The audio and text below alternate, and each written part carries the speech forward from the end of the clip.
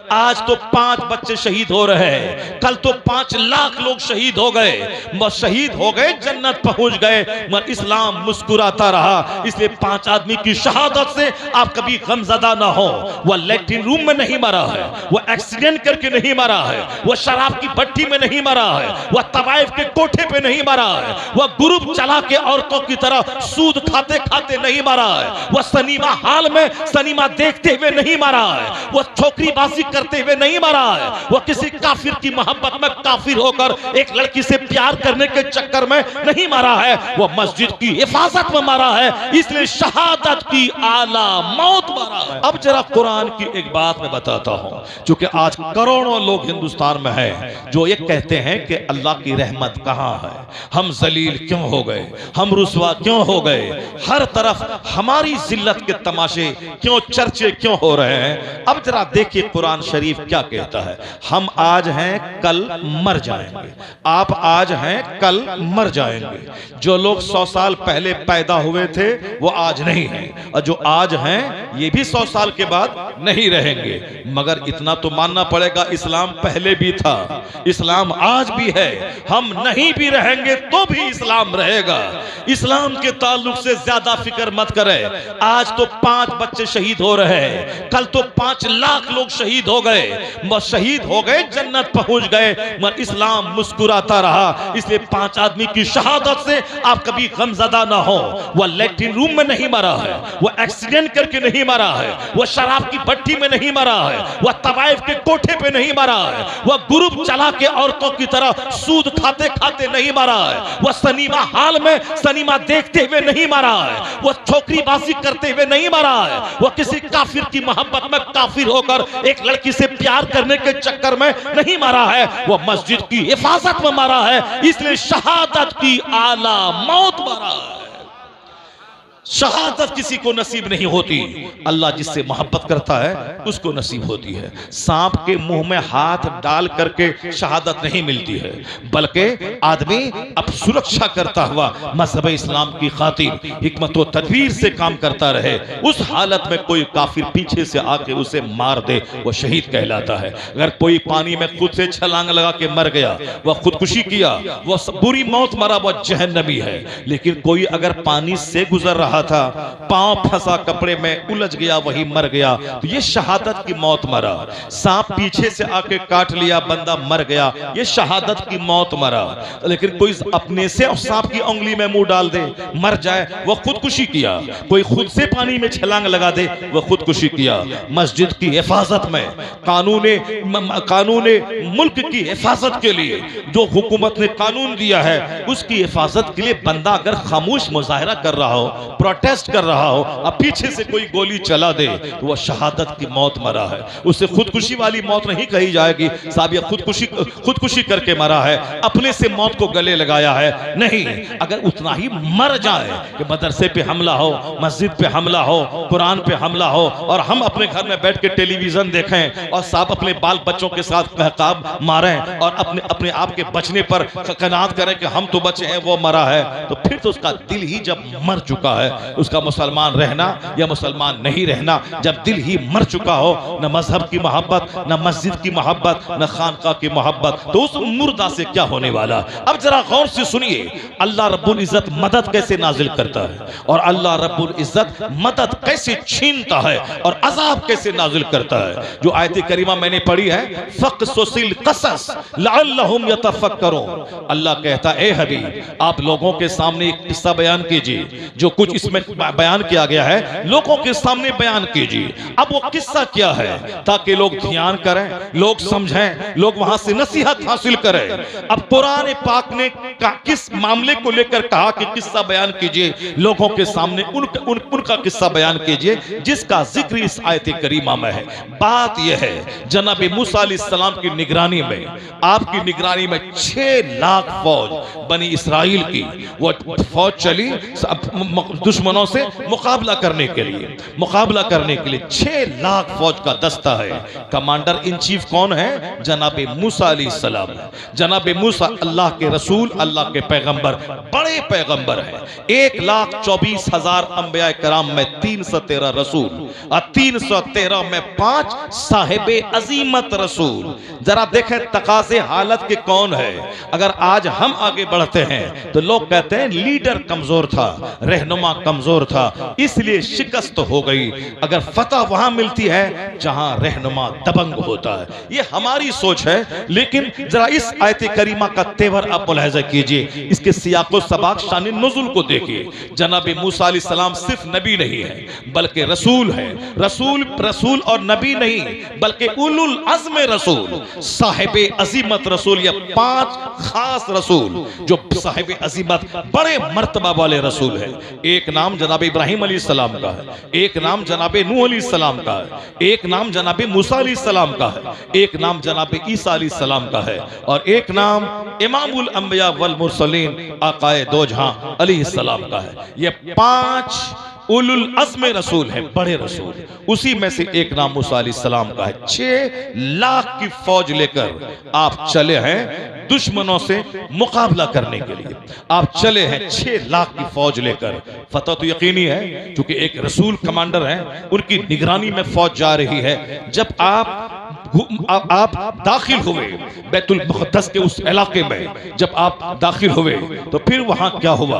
दाखिल होने के बाद आपने सबों को तक़वा परहेजगारी की वसीयत की थी कि जा रहे हो कभी हद से तजावुज मत करना, अल्लाह से डरते रहना। मेरी कामयाबी का राज तक़वा है, मेरी कामयाबी का राज परहेजगारी है। जनाब मूसा अलैहिस्सलाम चले।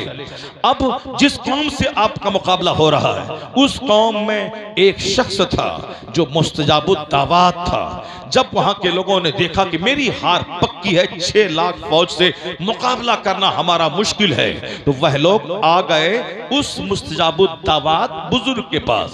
उनसे उन्होंने कहा कि आप मूसा अलैहिस्सलाम के बारे में बद्दुआ कीजिए कि इनकी फौज को शिकस्त हो जाए, वरना हमारा शहर उजड़ जाएगा, हम लोग तबाह बर्बाद हो जाएंगे। 6 लाख की जबरदस्त फौज हमला आवर होने वाली है, हम लोग तबाह बर्बाद हो जाएंगे। इसलिए आपकी दुआ कबूल होती है, आप दुआ कर इनके खिलाफ बद्दुआ करें ताकि इनकी फौज को शिकस्त मिल जाए, ये पसपा हो जाए। उसने क्या कहा? नहीं, चूंकि उस वक्त अल्लाह ने उसको वह इल्म दिया था, उन लोगों में वो मुस्तजाबुद दावत था, जो दुआ करता दुआ कबूल हो जाती। उसको इसमें आजम का इल्म उसको था, वह जो दुआ करता दुआ कबूल हो जाती थी। लेकिन कहा कि नहीं, एक अल्लाह के नबी हैं, अल्लाह के नबी के खिलाफ मैं दुआ नहीं करूंगा।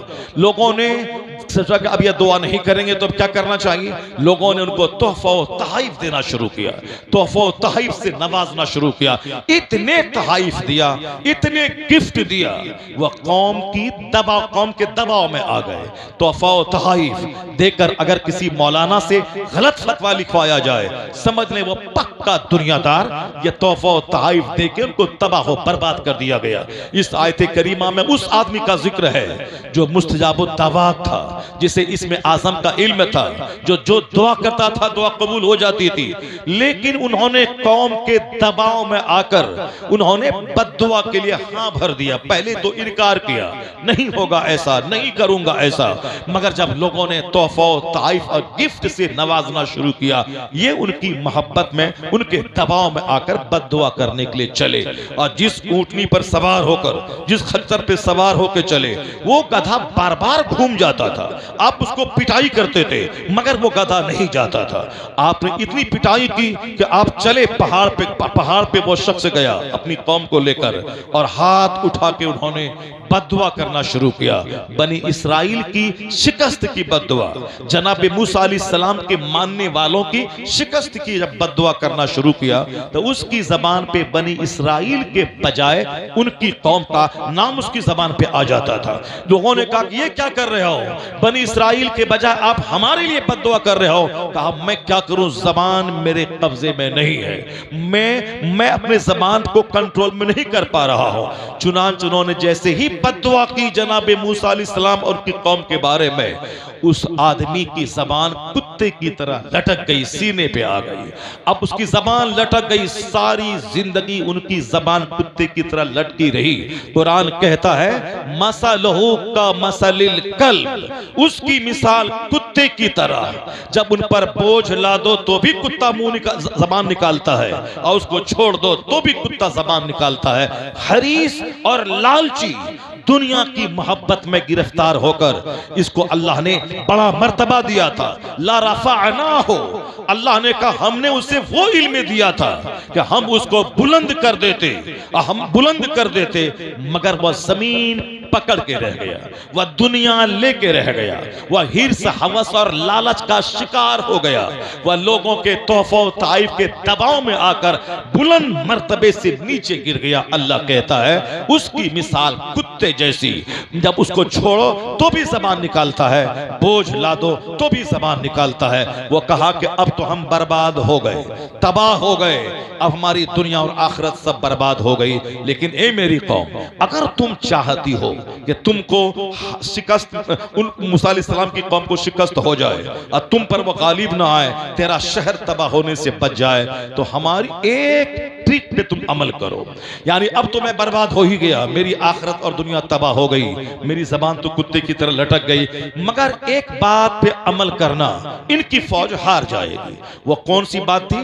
कहा कि जब मूसा अलैहिस्सलाम की फौज तुम्हारे शहर में दाखिल हो जाए तो तुम अपनी खूबसूरत लड़कियों को सजा धजा कर बना सवार करके उनकी फौज के दरमियान भेज देना। अगर एक बंदा भी जिना कर लिया तो उसकी फौज हार जाएगी, और फरिश्तों की जो मदद इनको शामिल है, फरिश्ते इसके नाराज होकर चले जाएंगे। औलिया सालिहीन की जो दुआएं इनके साथ में है वो दुआएं खत्म हो जाएंगी, ये लोग हार जाएंगे। इस पर अमल किया उनके लोगों ने। जब मूसा अलैहिस्सलाम की फौज दाखिल हुई शहर में, उन लोगों ने अपनी खूबसूरत बेटियों को सजा सवार कर, जवान बेटियों को मूसा अलैहिस्सलाम की फौज में भेज दिया। वहां तक के अक्सर लोग वो थे जो अपनी निगाहों को नीची रखते थे, निगाह उठाकर उनको देखते नहीं थे। अलबत्ता आपकी फौज में जहां 6 लाख लोग हैं, उसमें एक रईस था, एक मालदार शख्स था। एक लड़की के चेहरे पे नजर पड़ी, उससे बर्दाश्त नहीं हुआ, उन्होंने उस लड़की को गोद में उठाया, जनाब मूसा अलैहिस्सलाम के पास गया और कहा कि हुजूर ये मेरे लिए हलाल है या हराम है? जनाब मूसा अलैहिस्सलाम ने क्या कहा? कहा खबरदार, ये तेरे लिए हराम है, इसे अपने आप से जुदा कर दे, अल्लाह के अजाब को दावत मत दे। जो उनको समझाना हुआ समझाया, मगर चूंकि दिमाग पे शहवत का भूत सवार हो चुका था। जैसे आज कोई लड़का इंटरनेट पे किसी लड़की से मोहब्बत कर ले, बाप कहता है वो लड़की की माँ फाहिशा है, उसका खानदान मैं जानता हूं, ये सारे के सारे बदकिरदार लोग हैं, मगर बेटा क्या कहता है? नहीं नहीं, ये मेरे लिए पैदा हुई है, मैं उनको जान रहा हूं, इसलिए शादी मैं करके रहूंगा। चूंकि शहवत का भूत सवार हो चुका है, वो नहीं मानता है। एक बंदा बोला इस लड़की का 3 हमल गिर चुका है, 3 लड़कों के साथ। बोला नहीं, तुम झूठ बोलता है, यह तो हमारे लिए पैदा हुई है। जब शहवत का भूत सवार होता है तो बंदा नसीहतों को कबूल नहीं करता है। जब बंदा दिमाग में कोई चीज सेट कर लेता है तो फिर वो नसीहतों को नहीं मानता है। हमारी नसीहत तो छोड़ो, जनाब मूसा अलैहिस्सलाम उलुल अज़्म रसूल की नसीहत को उस मालदार आदमी ने नहीं माना। उनके दिमाग में चूंकि भूत सवार हो चुका था शहवत का, मूसा अलैहिस्सलाम के सामने से हटा, उस लड़की को लेकर अपने खेमे में दाखिल हुआ। उनके साथ उन्होंने मुंह काला किया। उधर मुंह काला करना था कि अल्लाह का अजाब फूट पड़ा ताउन प्लेग की शक्ल में, यानी गिल्टी होना, शदीद दर्द होना, तड़प के मर जाना। 1 घंटे के अंदर अंदर 70,000 लोग इस ताउन के मर्ज में गिरफ्तार होकर मर गए। वह कौन? काफिर की कौम के नहीं, बल्कि ये वह लोग थे जो मूसा अलैहिस्सलाम के साथ जिहाद करने आए थे। 6 लाख की तादाद में इसमें 70,000 लोग 1 घंटे के अंदर अंदर ताउन के मर्ज में गिरफ्तार होकर तड़प तड़प के मर गए। जनाब मूसा अलैहिस्सलाम को जब पता चला, उनके आदमी से कहा गया कि ऐसा ऐसा मामला है। वो जब आया, दोनों मर्द औरत दोनों को कत्ल करवा दिया। उसके बाद अजाब ठंडा हुआ, लेकिन इस बीच में 70,000 लोग मर चुके थे। जनाब मूसा अलैहिस्सलाम सख्त नाराज हुए, नाराज होकर आप आबादी से दूर चले गए। सारी फौज तितर पितर हो गई। एक पैगंबर, एक रसूल की कमांड में जो फौज लड़ने आई थी, शिकस्त से दो चार हो गई। सारे लोगों के पांव उखड़ गए, सब मैदान छोड़ के भाग गए। फक़सुसिल क़सस, अल्लाह कहता है ये कहानी बयान कीजिए आप लोगों के सामने, लअल्लहुम यतफक्करून, ताकि उसकी आंख खुले, ताकि लोग जाने। एक पैगंबर की निगरानी में लड़ी जाने वाली फौज, एक ने जिना किया है, सब ने नहीं। 6 लाख फौज में एक बंदा ने जिना किया है, उसकी वजह से 6 लाख फौज हार गई। अल्लाह के पैगंबर मैदान से नाराज होकर चले गए, फरिश्ते नाराज हो गए। 70,000 लोग ताउन के मर्ज में गिरफ्तार होकर मर गए। अल्लाह रब्बुल इज्जत का क्या होगा? अल्लाह तो सारी दुनिया का खालिक है। अल्लाह तो अपने बंदों के जरिए दीन का काम लेना चाहता है। अल्लाह ने कहा तकवा और सब्र, तकवा और सब्र से काम लेना। अगर मुसीबत पहुंचे, शहीद हो जाओ तो सब्र करना, तकवा का दामन हाथ से मत छोड़ना। और ये मत कहना कि हम लड़ने गए, हमारी वजह से दीन का काम हो रहा है, हम मदरसा चलाते हैं, हमारी वजह से दीन का काम हो रहा है। ये मत कहना कि मैं दीन का काम कर रहा हूं, बल्कि एहसान मान अल्लाह का कि तुझे दीन का काम करने के लिए चुन लिया गया है।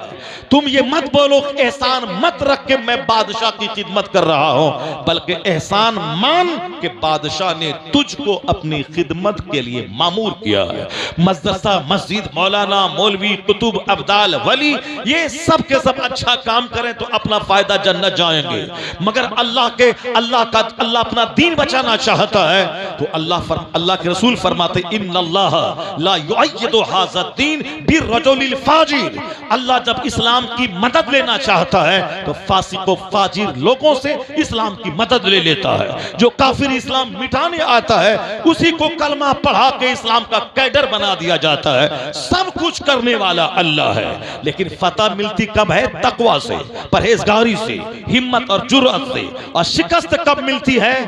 शिकस्त मिलती है फिस्क से, शिकस्त मिलती है गुनाहों से। अब काबिल गौर बात यह है कि एक बंदा ने जिना किया तो 6 लाख फौज हार गई।